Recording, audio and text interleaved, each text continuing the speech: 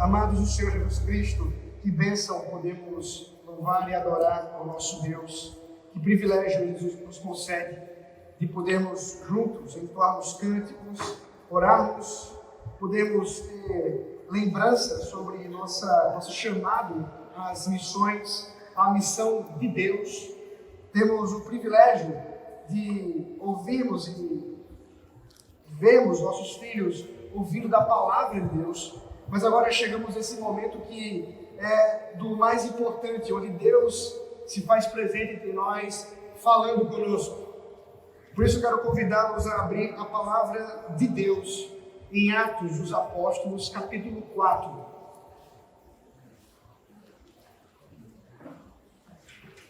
Os irmãos sabem, nós estamos expondo o livro de Atos durante esse ano, rogando a Deus que fale a nós por meio desse livro que Ele mesmo designou que fosse escrito, por meio da pesquisa acurada do evangelista Lucas, onde ele escreve a Teófilo dizendo que fez toda essa pesquisa, todo esse cuidado em apresentar evidências daquilo que a igreja havia feito, a fim de que fortalecesse a nossa fé àqueles que creem e também trouxesse fé àqueles que ainda não creem.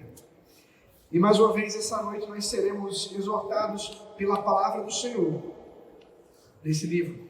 Por isso, acompanhe comigo a leitura, Atos dos Apóstolos, capítulo 4. A exposição será do versículo 1 até o versículo 31, mas nesse momento inicial, nós leremos até o versículo 21. E depois, durante a exposição, nós leremos o resto do capítulo. Assim diz, portanto, a palavra de Deus.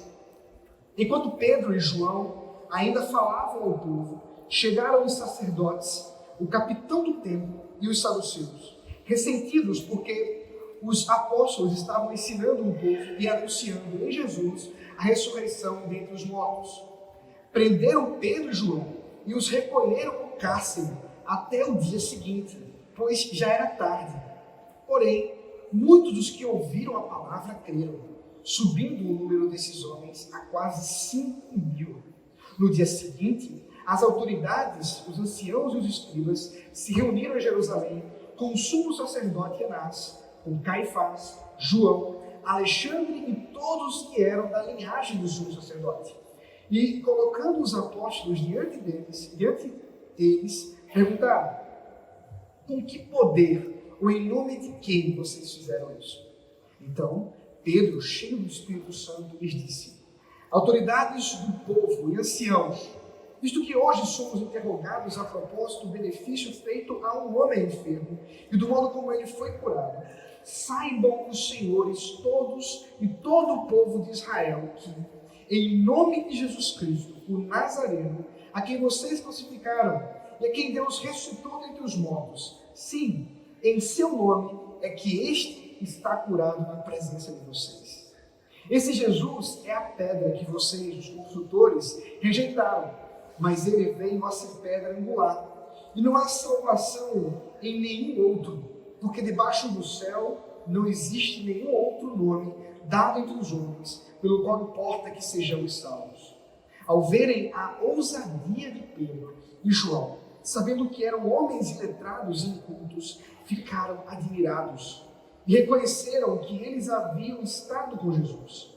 Vendo que o homem que havia curado estava com eles, nada tinham a dizer pelo contrário.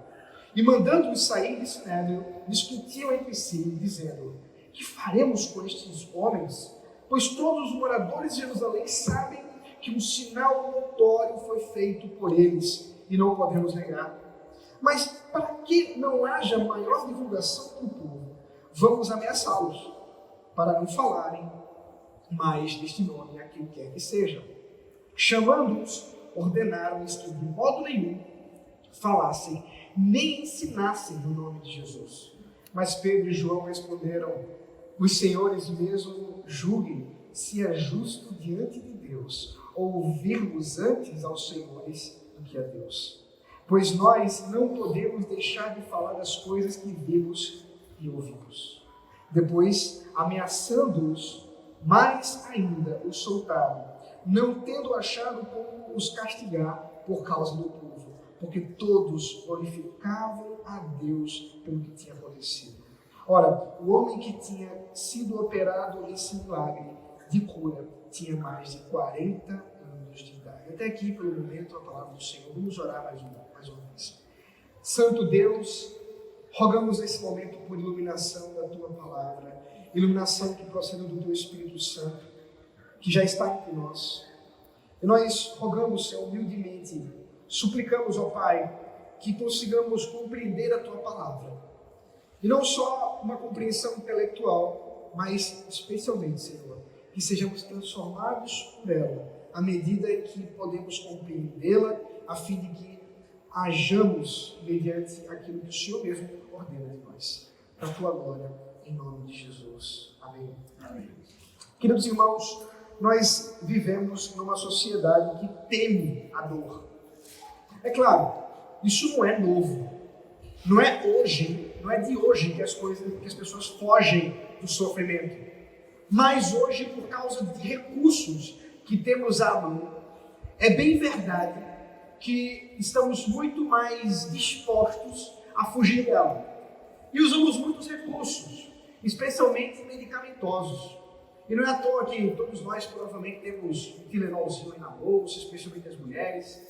Sempre temos algum remedinho para a dor. Afinal de contas, ao menor sinal de qualquer tipo de sofrimento, nós queremos fugir dele. Claro, nós não somos tolos também de ficar correndo atrás de sofrimento. Mas, queridos, quando nós observamos os anseios da nossa sociedade, a procura hedonista da sociedade que vivemos, e por hedonismo é bom lembrar esse movimento que em busca do prazer como o norte, como o guia máximo e excelente, nós realmente vivenciamos alguma coisa nesse sentido, a ponto de estarmos diante de uma festa, como eu mencionei para as crianças, que dentre outros ídolos que são cultuados, sem dúvida alguma, o ídolo do prazer engloba basicamente toda a adoração festiva das pessoas que estão aí reunidas nas ruas, em bebedices, prostituição, em profunda desobediência para com Deus. Queridos, isso tem me marcado, porque não só estou distante de Recife, Olinda, há um bom tempo, 10 anos que não estou mais aqui, mas porque realmente nunca havia observado com mais cuidado o quanto que isso incomoda, o quanto que isso é terrível. Enquanto vinha para cá com minha esposa, eu dizia, querida, é como se estivéssemos diante de Sodoma e Gomorra, duas cidades vizinhas que estão cultuando a deuses do prazer, desmedido, desregrado, e que nós que vivemos no meio disso, estamos como que reféns de tudo isso. Mas, amados, é fácil nós olharmos para fora. Todo o convite dessa noite não é simplesmente olharmos para esse mundo em busca de prazer, mas nós observamos que muitas vezes nós utilizamos o Evangelho como uma pílula de Tilenol. Muitas vezes nós estamos vindo para o culto e o nosso desejo é: Senhor, alivia minha dor, que a palavra de hoje em meu coração como um bálsamo, porque está doendo muito. E, amados, é claro que a palavra de Deus serve para consolo, é claro que a palavra de Deus serve de bálsamo, mas existe uma pegadinha aí, existe uma armadilha nesse desejo, é de nós nos enganarmos, achando que uma vez que nós estamos como servos de Deus, como filhos de Deus, nós não teremos sofrimento nessa vida. E essa narrativa nos mostra exatamente o contrário. Como nós estamos observando, o livro de Atos não é apenas um livro histórico, como muitas vezes nós aprendemos até na escola dominical. Hoje eu pegando uma Bíblia da minha mãe, a primeira Bíblia dela, quando foi convertida há mais de 50 anos atrás. E ela tinha, no sumário da Bíblia, ela tinha dividido o texto canônico, né, os livros da Bíblia, históricos, então ela colocou lá Atos, livro de testemunho, livro histórico. É verdade, é um livro histórico, mas não é só um livro de história. Cuidado, porque esse livro traz ensinamentos para hoje. Não só um exemplo, mas como eles viviam, a fim de que nós também possamos viver como eles. E por isso, a semelhança desses dias, nós também vivemos dias de hostilidade ao Evangelho. Mas a esperança da palavra que hoje o Senhor nos traz é que o poder do Espírito Santo, meus irmãos, vence a resistência contra o Evangelho. Veja bem, guarde isso. O poder do Espírito Santo, o poder da pregação através do Espírito Santo, vence a resistência contra o Evangelho. Nos primeiros versículos, de 1 a 4, nós encontramos esse sofrimento vindo da pregação do Evangelho. E é curioso, queridos, porque isso não era esperado. Isso não é alguma coisa que nós cumprimos com naturalidade. Como assim? A coisa estava dividida um pouco. Nós observamos que o Evangelho estava sendo pregado, milhares de pessoas estavam se convertendo, queridos. Quase 3.000 pessoas haviam se convertido num sermão só. Era esperado que não houvesse sofrimento, que não houvesse perseguição. Por outro lado, o que nós encontramos aqui é exatamente o contrário. Porque Pedro e João haviam testemunhado o poder de Deus, usando eles para a cura de um homem enfermo. 40 anos com a mesma enfermidade, coxo, pedindo dinheiro, conhecido das pessoas, porque fazia isso no templo. Esse homem foi curado pelo poder de Deus. Vamos ver Pedro dizendo exatamente de quem é esse poder, sobre a autoridade de quem eles estavam fazendo tudo isso. Mas olha que interessante. Havia aqui aqueles que se lançaram para prender Pedro e João, homens de várias ordens, autoridades religiosas daquele período judaico, pessoas como os sacerdotes, o capitão do templo e os saduceus. Estavam ressentidos desse texto, estavam incomodados com o que estava acontecendo, não estavam satisfeitos com a pregação do Evangelho e, portanto, bolam uma forma de impedir que isso aconteça. Observe que uma grande conversão estava acontecendo. Isso é o próprio relato de Lucas. Veja o versículo 4. Porque enquanto pregava-se o Evangelho, o próprio Deus atraía mais e mais pessoas. Olha o versículo 4. Porém, muitos dos que ouviram a palavra creram, subindo o número desses homens a quase 5.000. Então, se nós temos 3.000 antes, agora nós já temos 5.000 homens. É interessante isso, porque Lucas nos fala apenas dos homens, não nos está falando nem de mulheres nem de crianças, que em geral são a maioria. Então nós podemos extrapolar aqui um pouco o rol de membros da igreja nesse período e dizer que pelo menos nós temos aí 20.000 pessoas em poucos dias de pregação do Evangelho. Amados, se 20.000 pessoas estivessem se lançando diante do Senhor, aqui nesse instante, nós estaríamos dizendo: Senhor, isso é avivamento, está transformando tudo. Mas como que se fosse um balde de água fria. Esses que estavam pregando o Evangelho são presos. O texto nos fala que eles foram colocados na prisão para serem interrogados. Como? Como explicar isso? Como podemos explicar que homens que estavam sendo fiéis ao Senhor agora estavam sofrendo pela pregação do Evangelho? Agora estavam sofrendo dura pena na prisão ali em que foram postos. Mas a palavra de Deus nos instrui e nos dá esperança.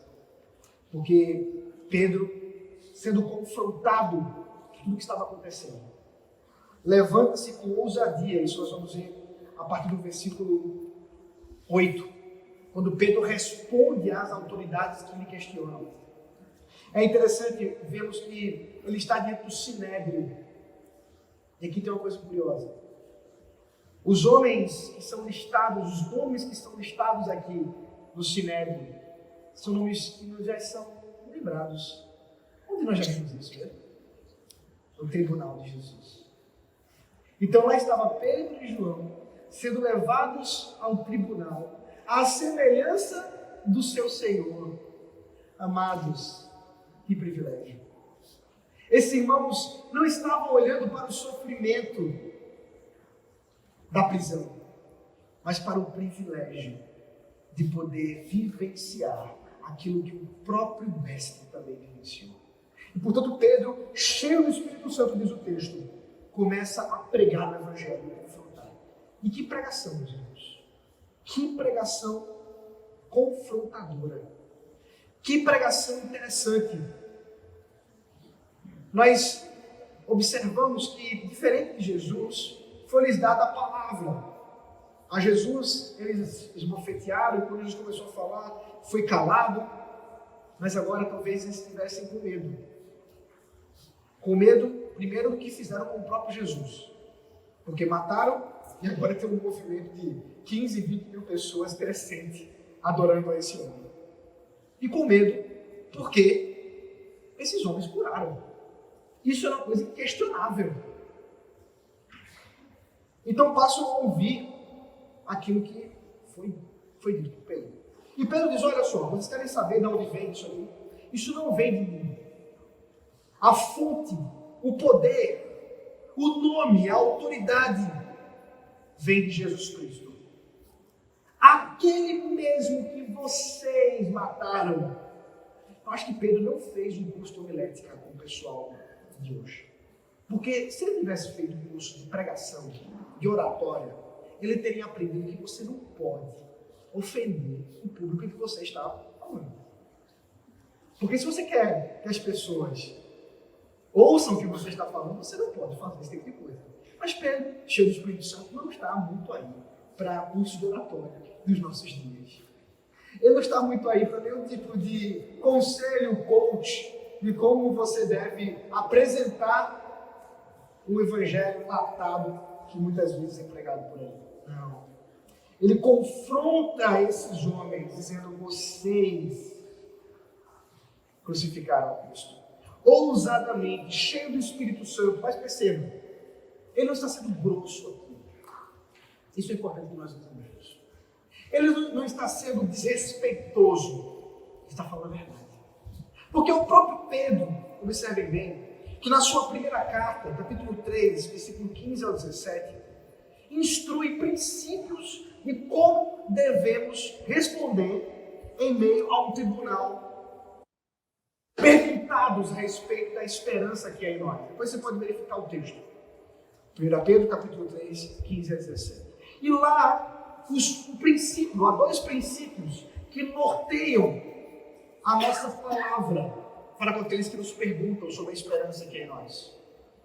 Temor e mansidão.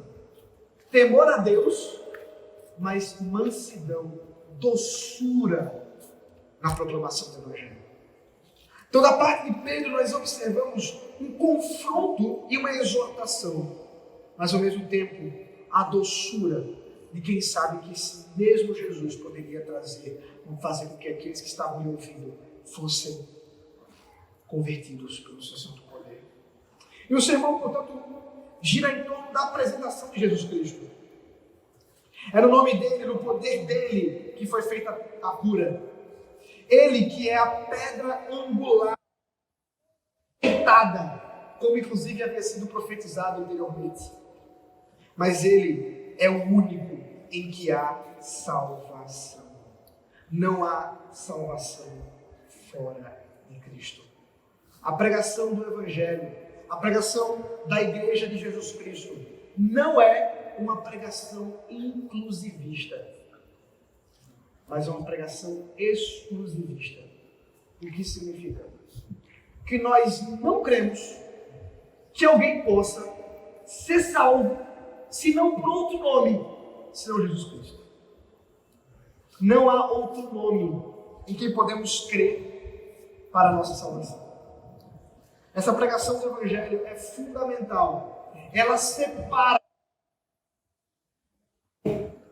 Porque nós vivemos um período em que a pregação, até mesmo dentro da igreja, tem sido uma pregação do tipo: mas você sabe, né? Nem todo mundo ouviu. Você sabe, né? Mas a gente tem que ser cauteloso. É muito radical esse discurso de que só Jesus salva. É até meio ofensivo, não é mesmo, amigos?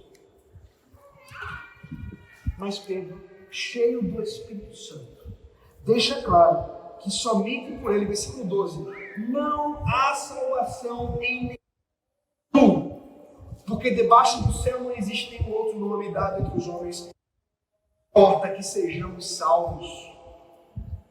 Não tem como. Não tem como você encontrar um atalho.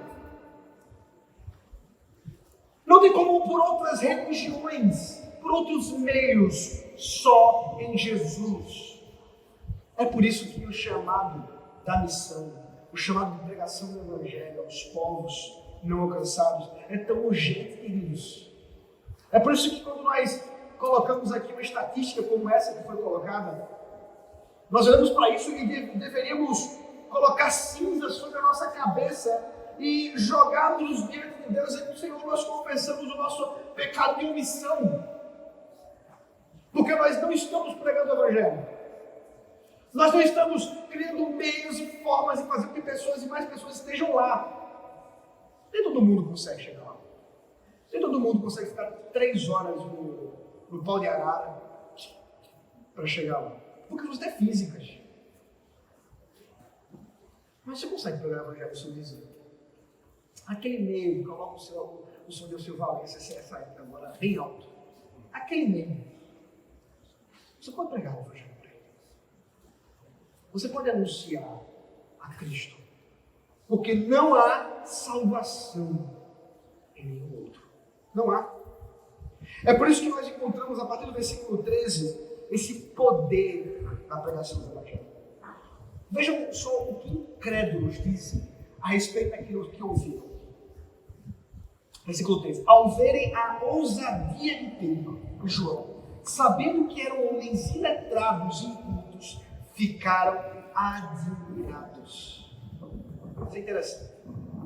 Pedro e João não estavam em nenhuma escola rabínica. João e Pedro não necessariamente eram pessoas analfabetas. Isso não é exatamente o que o texto está querendo nos dizer aqui.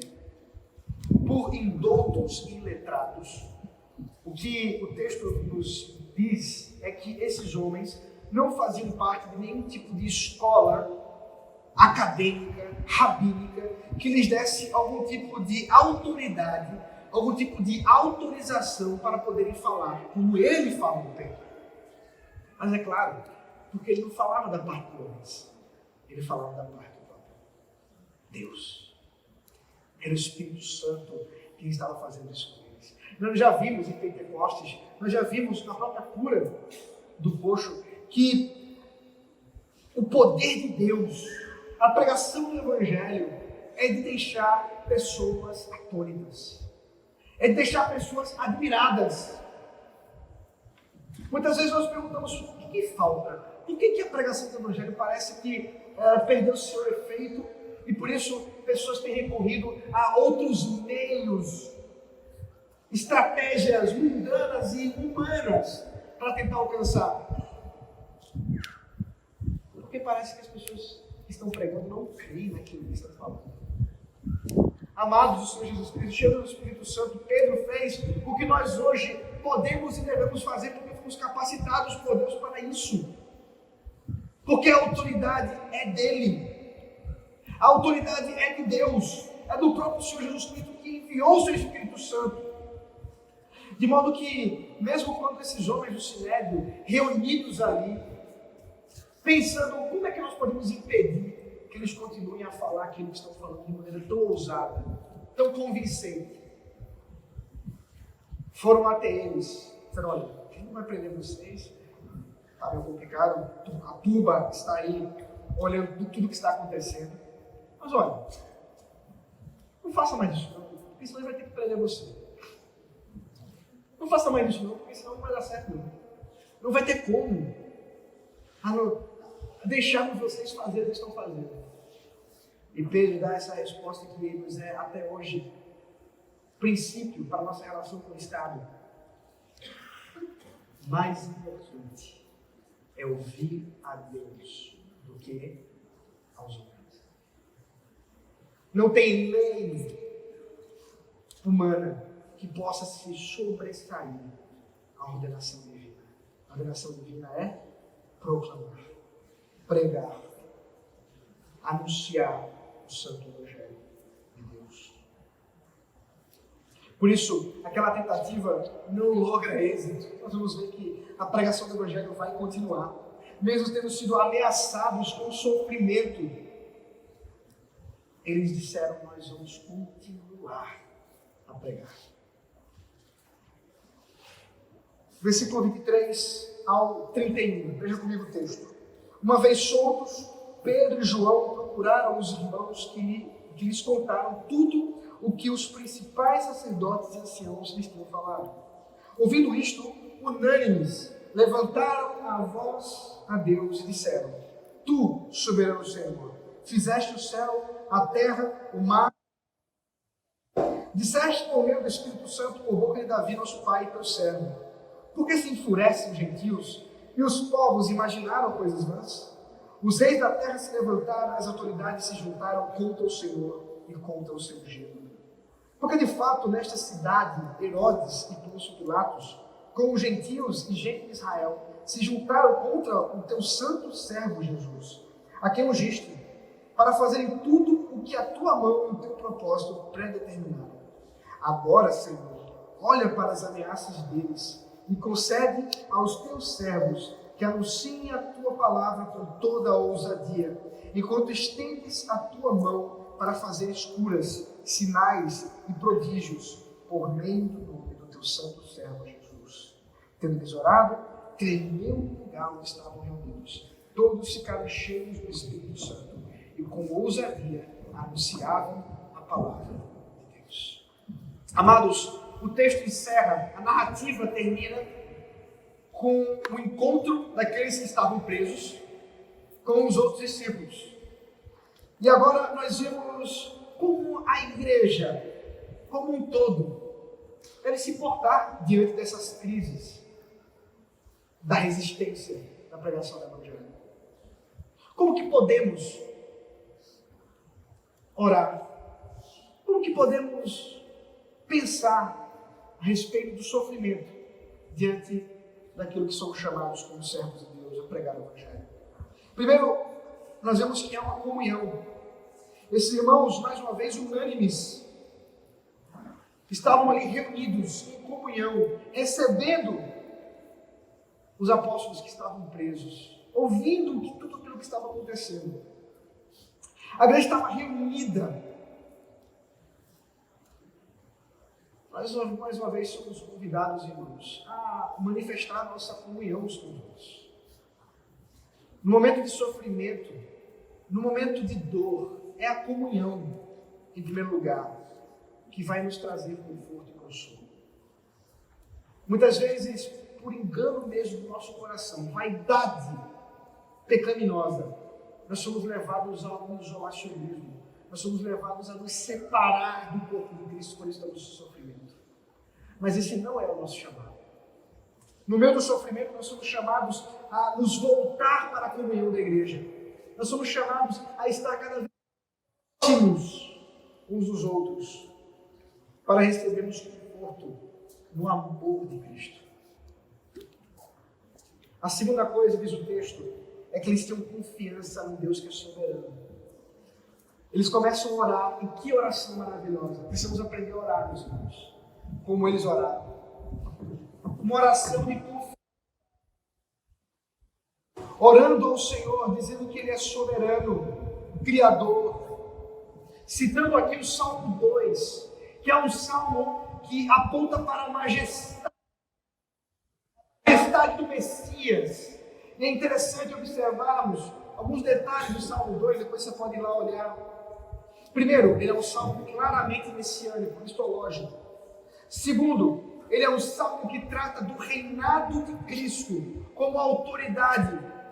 E que, curiosamente, enquanto os reis da terra, enquanto as autoridades desse mundo estão reunidas e maquinando em como podem ir contra o ungido de Deus, lá do céu, Deus olha para tudo isso. Sabe o que ele faz? Dá uma boa e gostosa gargalhada.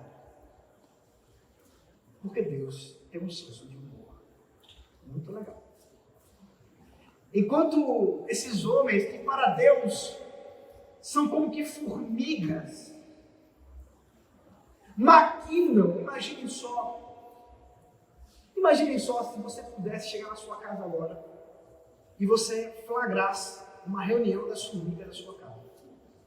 E eles estavam ali pensando em como é que eles podem destronar você da sua casa. E você olharia para tudo isso com o seu pé assim, já meio que pensando assim, o que eles pensam que eles são? E aqui está Deus, o Salmo 2 aponta isso, olhando para tudo isso e diz, o que eles acham que eles são diante do meu poder, da minha glória, que tolos! O Senhor zomba deles. Sabe o que ele disse? Que a autoridade está sobre o seu ungido. Porque é o seu ungido que vai dizer assim, pede às nações por herança. É o próprio Senhor Jesus Cristo que pede às nações por herança. É o próprio Messias que vai pedir às nações por herança. Portanto, esse é um salmo de soberania do Messias, mas também é um salmo missiológico. Porque é um salmo que aponta para o poder de Cristo em trazer para si pessoas de todos os povos, línguas e nações. E é exatamente esse salmo que foi cumprido, outrora predeterminado, cumprido em Cristo Jesus. Porque enquanto Pôncio Pilatos e Herodes, gentios, gente de Israel, Messias, na cruz do Calvário, ele fez aquilo que hoje nos permite ser um povo santo dele na eternidade. E é por isso que a partir do momento que eles oram a Deus com o Salmo 2, olha que interessante, até um adendo aqui, um parêntese. Quer aprender a orar melhor? Ore com os Salmos. Leia os Salmos como se fosse a sua oração. Aqui está a igreja unânime fazendo isso. Está orando com o Salmo 2, confiando na soberania de Deus e sabendo que Ele vai continuar a levá-los, mesmo diante das ameaças contra o Evangelho, mesmo diante do sofrimento. E queridos, pouco depois, as ameaças e a perseguição piora muito. Nós vamos ter os primeiros mártires, Estevão sendo apedrejado, a perseguição se intensificando. Mas, queridos, nessa crise, a proclamação do Evangelho continua.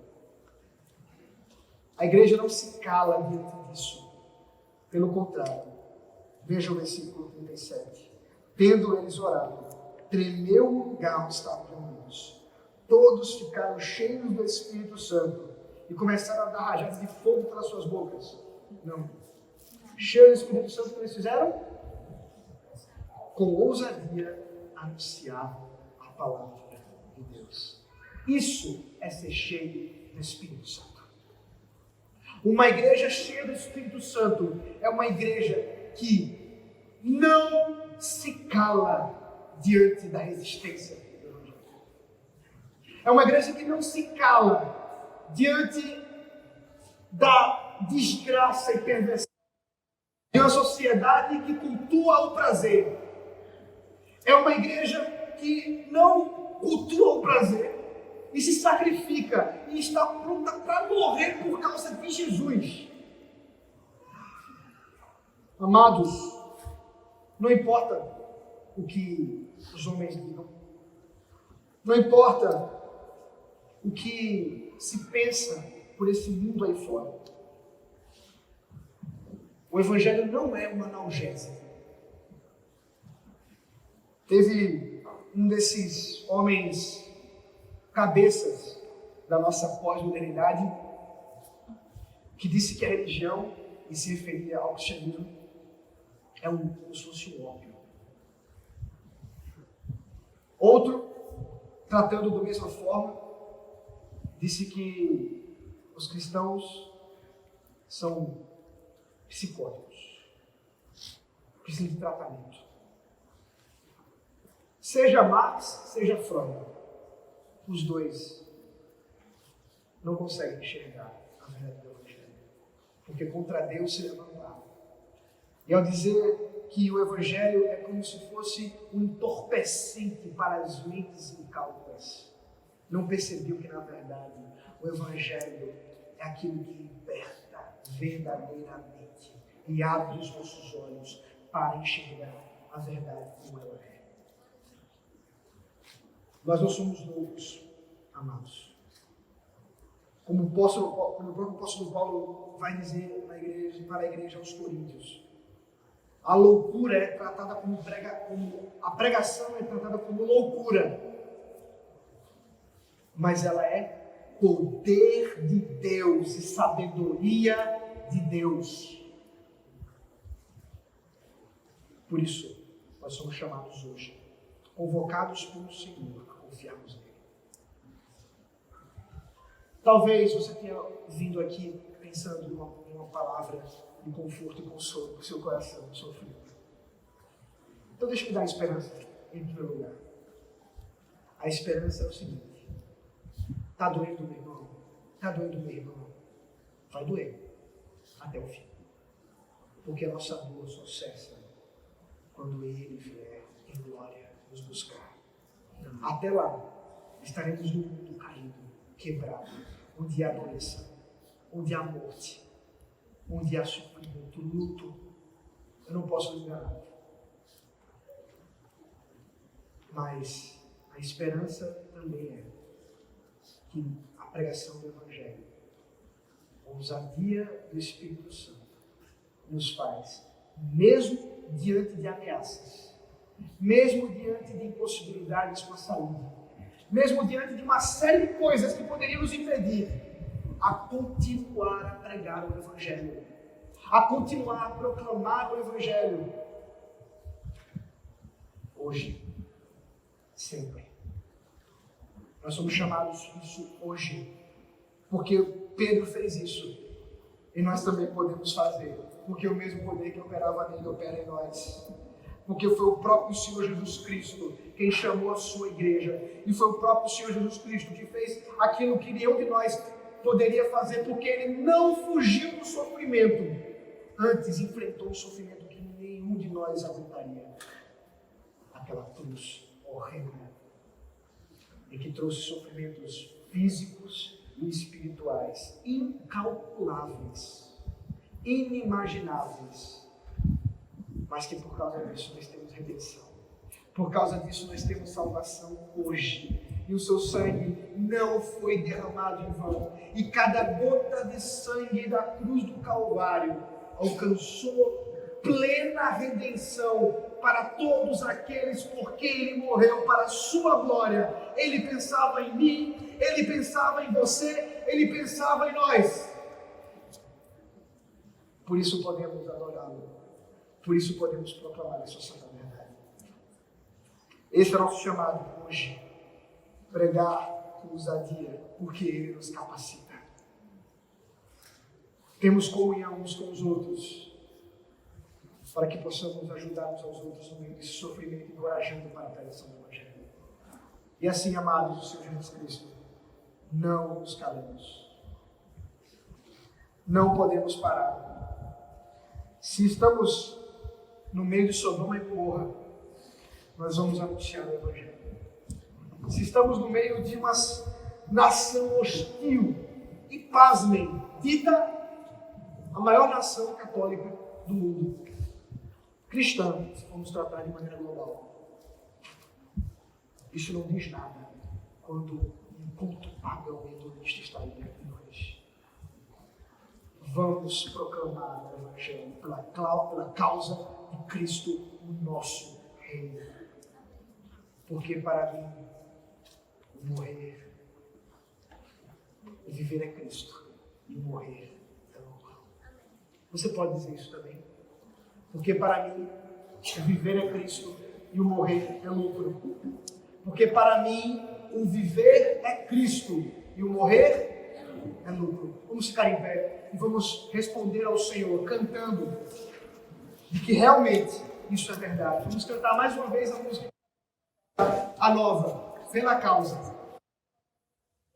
Ao Senhor agora, uma vez escolhidos e convocados por Ele para proclamar o seu santo evangelho.